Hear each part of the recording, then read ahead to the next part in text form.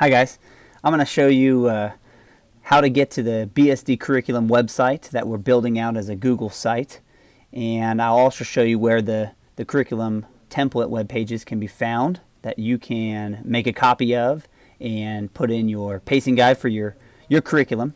And then I'll show you how to fill that pacing guide out and give you an example of how to do that. And lastly, show you some additional resources you can use for unit pacing if that's something that you desire. So to get to the curriculum website, we're going to go into the BSD homepage, click on the staff links, and it will prompt you to sign in. When you sign in, you'll see the link right at the top here. It says curriculum. Let's go ahead and go into that curriculum website. This brings us to the Belton School District curriculum website, and the website is sort of broken down by grade level and then by subject. And so hovering over these links, you can see you can jump into grade 1 ELA or math. Now for secondary, we're going to be down here, 7th grade, 8th grade, 9th grade. You can click on a subject, 8th grade science here, and it will pull up what was what was exported from BYOC, and then we are basically displaying that within the browser right now. So currently this is just showing whatever content was held in BYOC, and so this is an example of 8th grade science, and you can hover over this and you'll get the little dialog here to open it as a Google Doc. What I recommend though is if you just use the download button to download this. It's a Microsoft Word file, so download it and view it in the Microsoft Word view.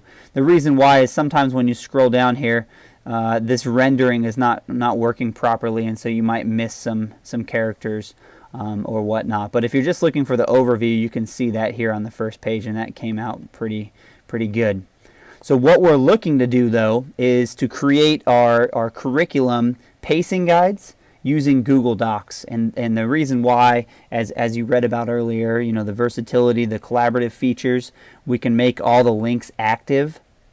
So you have sort of one place to go to access all those links for the curriculum, and it's written down.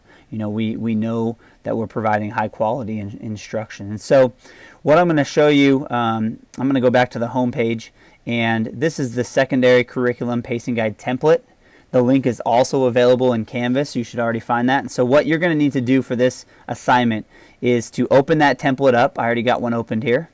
It will bring you to this page. Notice I'm in view only mode, so I can't click in here and type on this document. Everything in red should be replaced with your own content, and you can change the color back to the black font. And so I just kind of gave you some prompts in the different fields to fill out. For the assignment, again, we want you to complete just this top section. So let me show you how to complete that.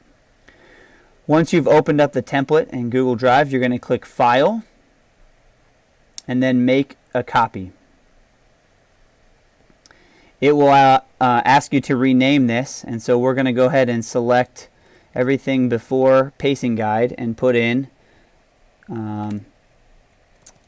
the grade level and then the course name. So 9th grade, let's say if I'm doing 9th grade physics, there's 9th grade physics pacing guide, and I'm going to remove the template part, and now I'm going to make myself a copy of that pacing guide. Here we go. Now I have my own copy, and notice I have all the editing tools that come back into the document, because now I own this document and it's no longer owned by the template. So I'm going to go ahead and edit this document. I want this to say 9th grade physics, and I'm going to remove that section there that said it gave me sort of the instructions. I'm going to change this also back to black. So 9th grade physics, and here it wants me to create a short description. So I copied and pasted it, and again I'll probably want to change the coloring back to black. I'm going to go ahead and enter my scope and sequence. This first one is 3 weeks, and we're calling this one Uniform Motion. And some of the instructional topics are going to be